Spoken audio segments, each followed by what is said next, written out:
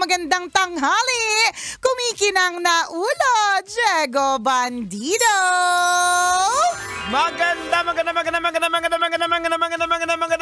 tanghali. Kumikinang ina. Di ko liala. Shoutout sa lahat ng mga nag-New Year's resolution na sila'y magpapapayat na. Isang reminder, last week na po ng February. 2 buwan na. 2 buwan na ang nakakalipas. Anong petsa na? Pagtawanan na lang talaga natin. Ako, nabawi mo na ba yung nag-game mo na? Hindi pa talaga. Ako din. Alam mo, nakakainis. Nakikita ko talaga mo kasi parang bumibilog na. Oo, nakakainis kasi sabi ko, okay, magta-try ako magpapayat na. Hindi muna ako dati kasi everyday ako nag-weighing scale. Hindi muna ako mag-weighing scale. Dapat pag nag-weighing scale ako, yung alam kong kahit papaano, medyo nag-tone down sa kinakain, ganyan, para makita ko na may change. Kahapon, trinay ko. Bumigat pa pala ako. Ako din, hindi pa kami pati ng timbangan. Hindi pa kami pati kasalukuyan yung timbangan namin basag. Sabi na asawa ko magtimbang, ayoko. Galit kami, hindi kami close.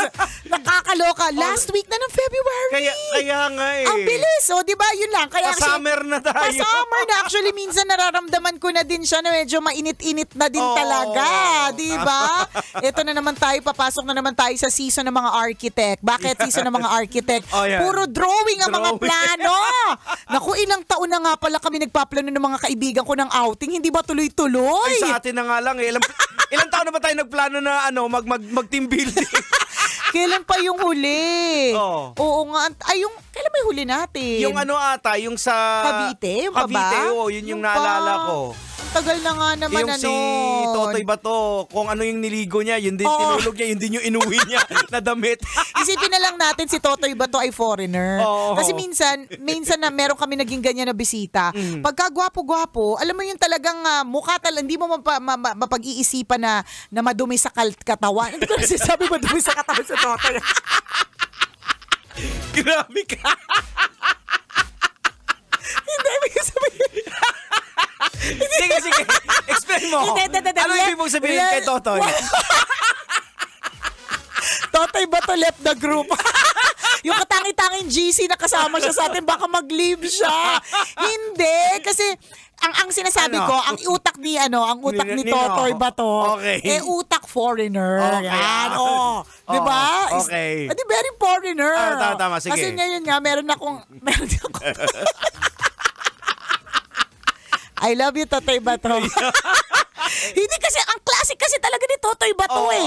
Dumating siya sa team building po namin na naka-sleeveless na puti. Nung time may mga activity, tas kumain na, nausukan na kami, lahat na kami. Nung time ng swimming ng gabi, yun po yung pinang-jump niya. Okay? Tapos, nung gumising kami ng umaga, yung pa rin yung suot. So, parang siyang foreigner. Kasi nga yung bisita namin foreigner, ganon. Ito naman, talaga? Paano ba? Mali yung sinabi ko kanina. Disregard, erase.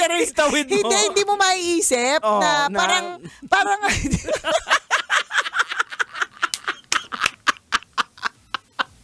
ang hirap pong mag-pretend nang hindi ka balahura. Nakakaloka. So yun nga, kung ano yung nag-overnight din kasi ang malala dito, 2 nights. So kung ano yung may swimming din. Okay. Pumunta sa amin ng yun yung suot. Event pa to nung kaibigan nating si Papa Leo Bunggaling. Nag-motorcade. Okay. Diba? Pinagpawisan. Yun din ang pinang-swimming. Nung umuwi, ganun din. Nung nag-overnight sa amin, akala ko naman pagdating sa bahay, maliligo. Hindi. Nakakaloka. Utak foreigner. Ayan. Kaya di ba masasabi natin na ang mga Pilipino, tayo yung lahi na isa sa talagang most hygienic. Kasi di ba kung lalo na pagparating ng summer, mukha lang talaga tayong madumi, di ba? Pero Hindi talaga tayo sa laula sa katawan. Kasi, tingnan mo, pag summer, kung pwede maligo ng 4 na beses, gagawin natin. O, diba? Yung mga iba, hindi talaga nila gagawin eh. Diba? Maski tayo naman, labawa, nasa ibang lugar tayo, tas malamig. Kunyari, nung pumunta kayo ng China na malamig, hindi ba't everyday naliligo pa rin kayo kahit malamig? Correct. Pero kasi, may mga kasamaan tayo na hindi naliligo. Itago natin sa pangalan. Hey! Laglaga na! Charot! Nakakaloka! So may mga ganon. Wala lang na nakwento ko. Ba't tayo napunta doon? Diba?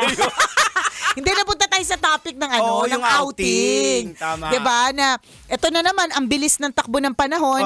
Nagkakasulat mo lang ng New Year's resolution na gusto mong tanggalin yung holiday fats na pinaghirapan mo naman at pinagkaipunan. Pero huling linggo na pala ng February, 2 buwan na pala ang nakalipas. And then, before we all know it, nagkakaroon na ng mga ng mga planong drenowing lang kasi hindi matuloy-tuloy ang outing. Ang bilis, no? Correct. Before we all know it, election na. Kaya nga eh. Diba? Ang bilis lang. Parang kailan lang nag-New Year tapos eto na naman tayo. Correct. And I guess yung mga ganitong klaseng mga pagkakataon will make us realize na itawid mo lang yung bawat araw kahit mahirap. Kasi akala mo lang hindi mo kakayanin. Correct. Pero before you know it, 3 buwan na pala ang nakalipas. Yes. Kinaya mo naman pala. Ako, realization ko yan nung naliligo ako nung isang araw na ilang buwan na lang mag-e-election na. Very recent, to be perfectly honest and clear, very recent yung hiwalayan namin ni Chris dahil tatakbo siya ng eleksyon eh. Correct. And tatakbo siya sa politics. Ang hindi ko makalimutan yung feeling ko na hindi ako makaka-move forward. Na yung pakiramdam ko na papaano ko itatawid yung bawat araw, ganyan. Tapos yun yung kailangan nating sabihin sa mga tao na just take each day at a time. Correct. And before you know it, naka-move on ka na pala. Yes, Nalagpasan mo na pala.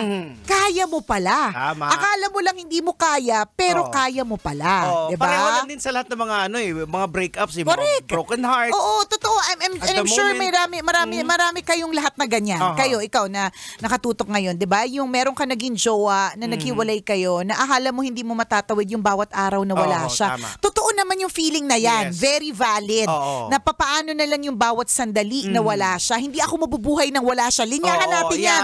Diba? Pero just take one day at a time. Meron nga akong isang kaibigan na nag-MA pagdating sa counseling. Tapos ang sinabi niya, take 5 minutes at a time.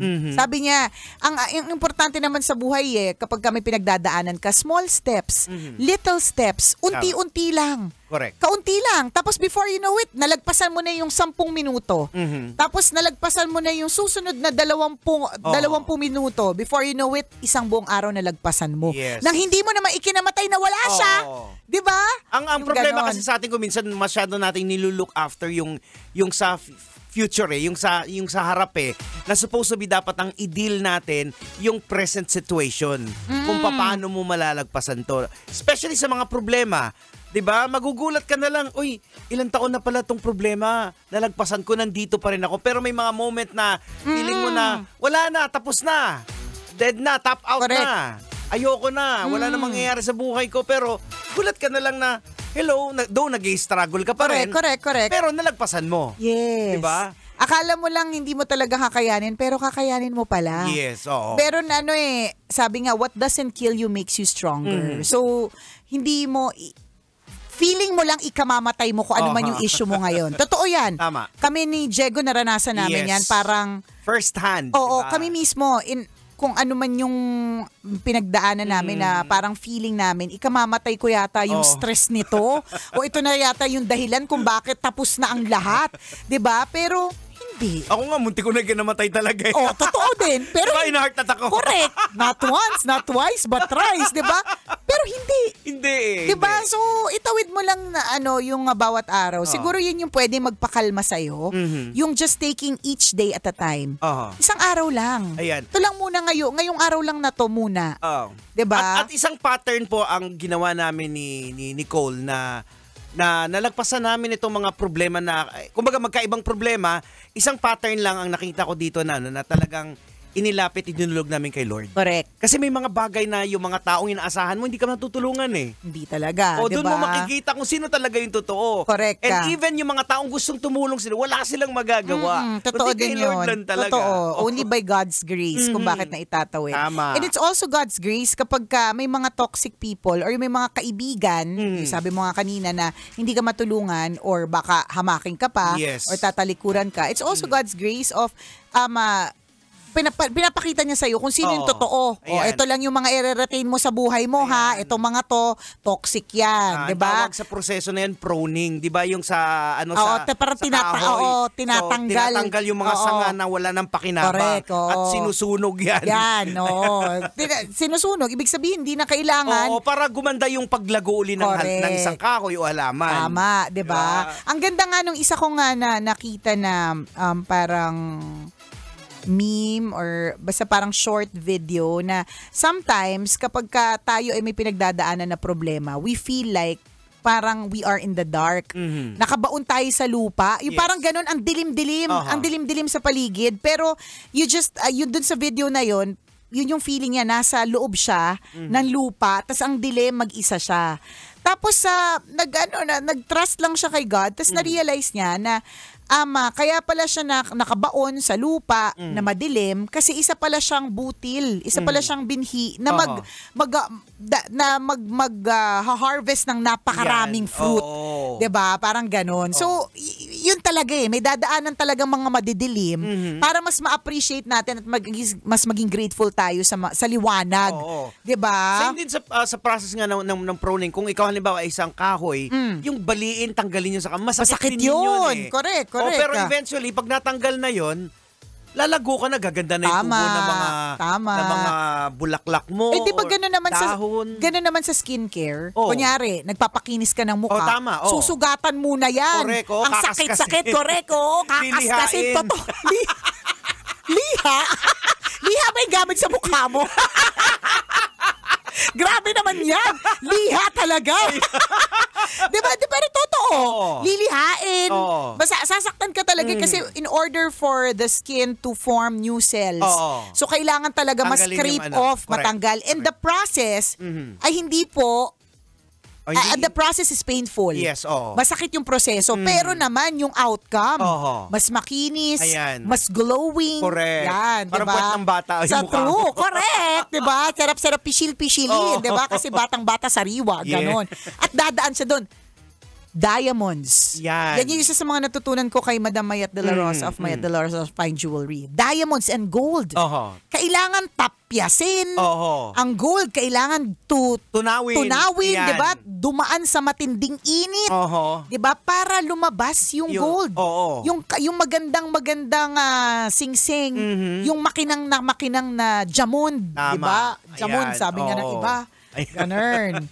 Diba? So, may ganyan. So, if you are in a dark place, imaginein mo gold ka na hinihinang. Correct. Imaginein mo na brilyante ka, diamond ka na kinakat, skin ka na nililiha.